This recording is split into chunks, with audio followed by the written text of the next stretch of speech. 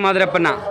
Hi friends, ఈరోజు పిల్లలు కూడా 1000 మెట్లు ఉన్న మా సింహాద్రప్పన్న సింహాచలంలో వెలిసినటువంటి ఆ గున్ని ఎక్కడం జరిగింది.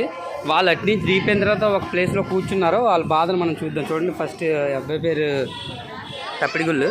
అయినా ఎలాగుంది నాన్న? నువ్వు మెట్లెక్కిసి వచ్చా కదా, ఇప్పుడు ఎలాగుంది నీకు?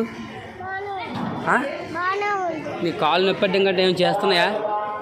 ఎలాగున్నాయి చెప్పు. నొప్పులు ఎలాగున్నాయి? నొప్పులు ఎలాగున్నాయి? అచ్చా, మళ్ళీ ఇంకోసారి ఎక్కుదామా? ఎలాగున్నాయండి మెట్లు? మీరు ఎక్కి వచ్చారు కదా, ఎలాగున్నాయి మీరు? కాళ్ళు మళ్ళీ ఇంకోసారి ఎక్కుదామని అంటున్నారు వీళ్ళు. ఎలాగున్నది? మెట్లు ఎక్కి వచ్చాయి కదా, ఎలాగుంది? మజాగా ఉందా? కాళ్ళు నొక్కుతున్నాయి అనిసన్నా? సింహాద్రప్పని కనపడ్డా? చెప్పు, ఎంత బాగున్నాడు? నీకు ఎలాగనిపించింది? గట్టిగా వణుకుతున్నాయా, మెత్తగా వణుకుతున్నాయా? గట్టిగా ఒకసారి అందరూ చెప్పండి. ఈ కాలు చూడండి, ఈ పాపకి ఎలా వణికిపోతున్నాయా?